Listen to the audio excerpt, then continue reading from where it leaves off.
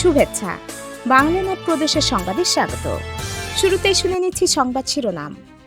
বাংলাদেশে মহামারী আকারে ছড়িয়ে পড়েছে ইয়াবা আসক্তি, মৃত্যুদণ্ডের বিধানও কাজে আসছে না।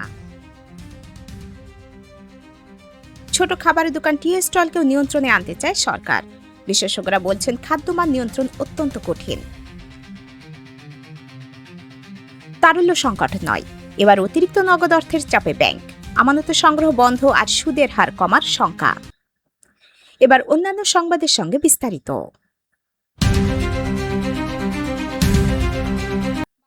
বাংলাদেশে দিন দিন ভয়াবহ রূপ নিচ্ছে ইয়াবার বিস্তার। মিয়ানমার থেকে আসা মেথামফেটামিন ও ক্যাফেইনের এই প্রাণঘাতী মিশ্রণ ধ্বংস করছে অগণিত জীবন। সরকারি তথ্য অনুযায়ী দেশের মোট জনসংখ্যার প্রায় ৫% এখন মাদকে আসক্ত, যার বড় অংশই গ্রহণ করছে ইয়াবা। দ্য আইরিশ টাইমসে this thing makes people animal শিরোনামে একটি প্রতিবেদনে এমন কথা বলা হয়েছে। থাই ভাষায় ইয়াবা শব্দের অর্থ পাগল করা ঔষধ। ধারণা করা হয় বাংলাদেশে লাখ লাখ মানুষ এই মাদকে আসক্ত এবং এই সংখ্যা দিন দিন বেড়েই চলেছে। স্থানীয় সংবাদ মাধ্যমের তথ্য অনুযায়ী গত জুনে বাংলাদেশের স্বরাষ্ট্রমন্ত্রী সালাউদ্দিন আহমদ জানান, দেশের 17.5 কোটি মানুষের প্রায় 5% মাদকে আসক্ত। আর নতুন সিনথেটিক ও আধা সিনথেটিক মাদকের বিস্তার এই সমস্যাকে আরও তীব্র করছে। চলতি মাসে বাংলাদেশের সংসদে মাদক সংক্রান্ত কিছু অপরাধের জন্য মৃত্যুদণ্ডের বিধান রেখে একটি বিল অনুমোদন করা হয়েছে। জাতীয় মানসিক স্বাস্থ্য ইনস্টিটিউটের রেজিস্ট্রার মোহাম্মদ আরিফুজ্জামান বলেন, আমরা যদি মাদকের ব্যবহার কমাতে চাই তাহলে আমাদের মানসিক স্বাস্থ্য সেবার উন্নতি করতে হবে। ঢাকার নিরাময় পুনর্বাসন কেন্দ্রেও কাজ করেন আরিফুজ্জামান। ওই কেন্দ্রের অভ্যর্থনা কক্ষের পেছনের দেয়ালে লেখা আছে, যেখানে নিরাময় শুরু সেখান থেকে জীবন। চিকিৎসক আরিফুজ্জামান বলেন, সারা দেশে মাত্র 350 জনের মতো মনোরোগ বিশেষজ্ঞ আছেন। জাতীয় ইনস্টিটিউটে মনোরোগ বিশেষজ্ঞরা হয়তো 1 ঘন্টায় হয়তো 20 জন রোগী দেখতে পারেন, কিন্তু আমাদের আর কোনো বিকল্প নেই। তিনি বলেন, বাংলাদেশে মানসম্পন্ন মনোবিজ্ঞানীরও একই রকম অভাব রয়েছে। তিনি চান সরকার যেন মানসিক স্বাস্থ্যকে প্রাথমিক স্বাস্থ্যসেবার সঙ্গে যুক্ত করে।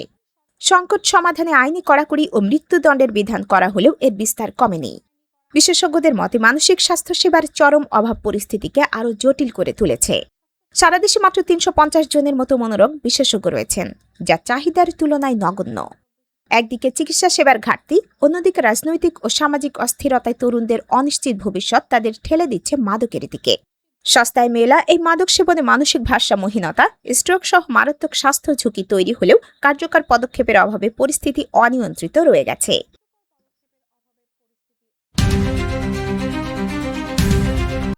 বাংলাদেশের রাজধানী ঢাকা সহ সারা দেশের রাস্তায় অলিতে গলিতে গড়ে ওঠা খাবারের দোকানগুলোকেও তাদের ব্যবসার জন্য রেজিস্ট্রেশন নিতে হবে। পাশাপাশি খাবারের ব্যবসা করতে হলে বা এ ধরনের ব্যবসার সঙ্গে জড়িত সব ব্যক্তি ও প্রতিষ্ঠানকেই লাইসেন্স নিয়ে ব্যবসা করার বিধান রেখে বিধিমালা জারি করেছে সরকার। এই বিধিমালা অনুযায়ী দেশের বিভিন্ন জায়গায় সড়ক বা ফুটপাতের ওপর গড়ে ওঠা খাবারের দোকান, ছোট আকারের রেস্টুরেন্ট থেকে শুরু করে খাদ্য আমদানিকারক ও প্রক্রিয়াজাতকারী প্রতিষ্ঠানকে ব্যবসার জন্য নিরাপদ খাদ্য কর্তৃপক্ষ থেকে নিবন্ধন ও লাইসেন্স নিতে হবে। বাংলাদেশের রাস্তাঘাটে হাজার হাজার অস্থায়ী বা ভ্রাম্যমাণ খাবারের দোকান আছে। এ ধরনের বহু দোকান ফুটপাতে চুলা বসিয়ে রান্না করে খাবার বিক্রি করে। তবে চায়ের দোকান থেকে শুরু করে ভ্রাম্যমাণ ভ্যানে ফাস্ট ফুডের কত দোকান আছে তার কোনো সঠিক পরিসংখ্যান পাওয়া যায়নি। বিশেষজ্ঞরা বলছেন, এসব অনিয়মিত দোকান রেজিস্ট্রেশনের আওতায় আনা বেশ কঠিন। এর চেয়েও কঠিন এসব দোকানকে নিরাপদ খাদ্য নিয়ন্ত্রণের আওতায় আনা, কারণ এসব দোকানের বড় অংশই অস্থায়ী এবং ভাসমান, এবং এত বেশি পরিমাণ খাদ্যের নিরাপত্তা নিশ্চিত করার মতো অবকাঠামোগত সুবিধা সরকারি প্রতিষ্ঠানের নেই। নিরাপদ খাদ্য কর্তৃপক্ষের চেয়ারম্যান মোহাম্মদ শফিকুল ইসলাম অবশ্য বলছেন, বিধিমালাটি হওয়ার কারণে এখন এসব দোকান নিবন্ধনের আওতায় আসবে এবং তাদের খাবারের মান যাচাই করার সুযোগ তৈরি হবে। তবে বাংলাদেশ রেস্তোরাঁ মালিক সমিতির সাধারণ সম্পাদক ইমরান হাসান বলছেন, বিধিমালাটি একতরফাভাবে করা হয়েছে এবং এতে শুধু লাইসেন্স বাণিজ্য বাড়বে। বাংলাদেশ খাদ্য নিরাপত্তা কর্তৃপক্ষের একটি গবেষণায় দেখা গেছে, ঢাকায় বিক্রি হওয়া জনপ্রিয় বিভিন্ন স্ট্রিট ফুডে উদ্বেগজনক মাত্রায় ক্ষতিকর ব্যাকটেরিয়ার উপস্থিতি রয়েছে।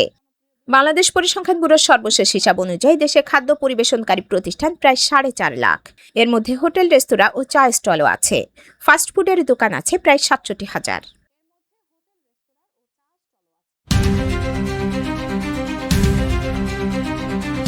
দেশে হামে আক্রান্ত শিশুদের 99% আগে টিকা পায়নি বলে জানিয়েছেন স্বাস্থ্যমন্ত্রী সরদার সাখাত হোসেন বকুল।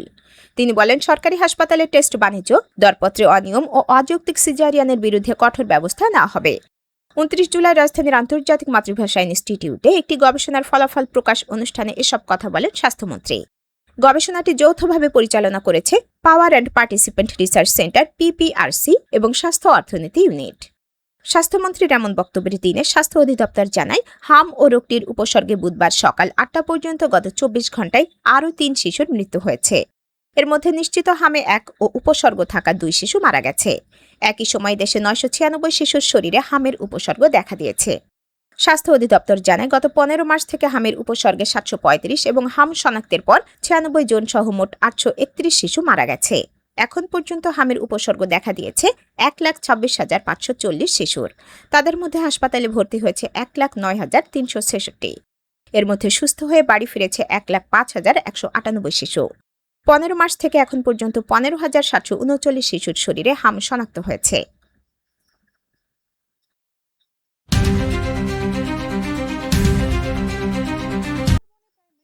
সুন্দরবনে প্রায় মৃত্যুর মতো নিঃশব্দে রাজসিক এক প্রাণী হেঁটে বেড়াচ্ছে। প্রকৃতি তাকে এমনভাবে তৈরি করেছে যেন তাকে দেখা না যায় সহজে। পায়ের নিচের মাংসপেশি এতটাই নরম যে মাটিতে তার পায়ের দাগও পড়ে না। টিকে থাকার জন্য এই প্রাণীর এটি খুব গুরুত্বপূর্ণ স্কিল। কিন্তু সুন্দরবনের নরম কাদায় প্রাণীটির পায়ের ছাপ গভীরভাবে বসে যাচ্ছে। কাদা পানি আর নদী খাড়ির জন্য এই প্রাণীটিকে প্রতিনিয়ত নিজেকে বদলে নিতে হচ্ছে, কারণ প্রাণীটির শরীর ম্যানগ্রোভের জন্য তৈরি নয়। তবুও সে আছে সুন্দরবনে, কারণ তার জন্য সত্যিকারের উপযোগী বনভূমি আজ ধ্বংসের দ্বার প্রান্তে। গল্পটা প্রকৃতির হাতে বন্দী এক প্রাণীর। গল্পটা সুন্দরবনের রয়্যাল বেঙ্গল টাইগারের। আগে সারা দেশে বাঘ পাওয়া যেত। উত্তরবঙ্গের শালবনে, লোয়ার গারো হিলসে, মধুপুর গড়ে, পার্বত্য চট্টগ্রামে আর ভাওয়ালগড়ে। ঢাকার মিরপুর উত্তরার মতো অঞ্চলে যেভাবে সূর্য ভবন আকাশ দেখতে দেয় না, ১ শতাব্দীরও কম সময় আগে সেসব এলাকায় চড়ে বেড়াত হলুদ কালো ডোরাকাটা বেঙ্গল টাইগার। ব্রিটিশ আমলের অতিরিক্ত শিকার আর বনভূমি উজাড় তাদের সুন্দরবনে কোণঠাসা করে ফেলে। ঢাকার আশেপাশের এলাকায় সর্বশেষ বাঘ শিকার হয়েছে ৬০-এর দশকে জয়দেবপুরের কাছাকাছি। এদিকে সুন্দরবনে থাকা বাঘের শরীরে ৪ ধরনের পরজীবীর সংক্রমণ ছড়িয়েছে। একই সঙ্গে বাঘ যেসব প্রাণী শিকার করে, যেমন হরিণ, বন্য শূকর, বানরের শরীরেও পরজীবীর সংক্রমণ পাওয়া গেছে। আশঙ্কা করা হচ্ছে এই সংক্রমণ বাঘকে দুর্বল করে শিকার সক্ষমতা কমিয়ে দিতে পারে। এতে কমতে পারে বাঘের ক্ষিপ্রতা। এ তথ্য উঠে এসেছে সাম্প্রতিক এক গবেষণায়। সুন্দরবনের বাঘের পরজীবী সংক্রমণ, অন্যান্য সংক্রামক রোগ, সংশ্লিষ্ট রোগ জীবাণু ও এসব সংক্রমণের বিস্তার নিয়ে গবেষণাটি করা হয়েছে। এতে দেখা গেছে সুন্দরবনের বাঘের শরীরে গোলকৃমি, ফিতাকৃমি, পাতাকৃমি ও এককোষী পরজীবীর সংক্রমণ ঘটেছে। এর মধ্যে ফিতাকৃমির সংক্রমণ ঘটছে সবচেয়ে বেশি।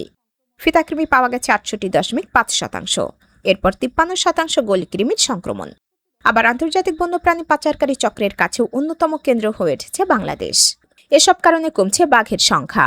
অঙ্গপ্রত্যঙ্গ পাচার রোধকেই বাঘ সংরক্ষণের মূল চ্যালেঞ্জ বলে মনে করেন সংশ্লিষ্টরা। বন্যপ্রাণী বিশেষজ্ঞরা বলছেন, বাংলাদেশ থেকে পাচার হওয়া বন্যপ্রাণীদের একটি বড় অংশের উৎস সুন্দরবন ও এর পার্শ্ববর্তী এলাকা। পাচার হওয়া বন্যপ্রাণীদের তালিকায় রয়েছে বাঘ, কুমির, হরিণ, সাপ, তক্ষক, কচ্ছপ ও হাঙর। চীন ও পূর্ব এশিয়ার দেশগুলোতে বাঘের অঙ্গ প্রত্যঙ্গের চাহিদা থাকায় সুন্দরবনের দিকে নজর রয়েছে পাচারকারী চক্রের। ১৯৬০ সাল থেকে এ পর্যন্ত সুন্দরবনে অবৈধভাবে প্রায় ২০০টি বাঘ হত্যার খবর পত্রপত্রিকায় প্রকাশিত হয়েছে, কিন্তু প্রকৃত সংখ্যা এর চেয়ে বেশি বলে সংশ্লিষ্টদের অভিমত। এ সময় অঙ্গপ্রত্যঙ্গ সহ শতাধিক বাঘের চামড়া আইন শৃঙ্খলা রক্ষাকারী বাহিনী জব্দ করলেও এর নেপথ্যের চক্র ধরা পড়েনি। বন বিভাগের কাছেও এর কোনো সঠিক পরিসংখ্যান নেই।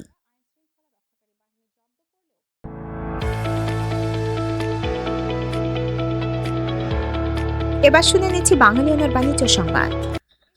এশিয়ার ক্রেতাদের জন্য আগস্টের হালকা অপরিশোধিত জ্বালানি তেলের দাম উল্লেখযোগ্য পরিমাণে কমিয়েছে ইরান। সম্প্রতি দেশটির রাষ্ট্রায়ত্ত সংস্থা ন্যাশনাল ইরানিয়ান অয়েল কোম্পানি এ সিদ্ধান্তের কথা জানায়। আন্তর্জাতিক জ্বালানি বাজারে চলমান অস্থিরতা ও আঞ্চলিক ভূ রাজনৈতিক উত্তেজনার মধ্যেই এ গুরুত্বপূর্ণ সিদ্ধান্ত নিয়েছে তেহরান।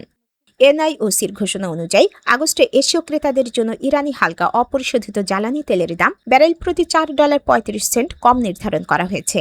জুলাই এ জ্বালানি তেলের দাম ব্যারেল প্রতি $7.15 প্রিমিয়াম বা সংযোজিত মূল্যে ধার্য করা হয়েছিল।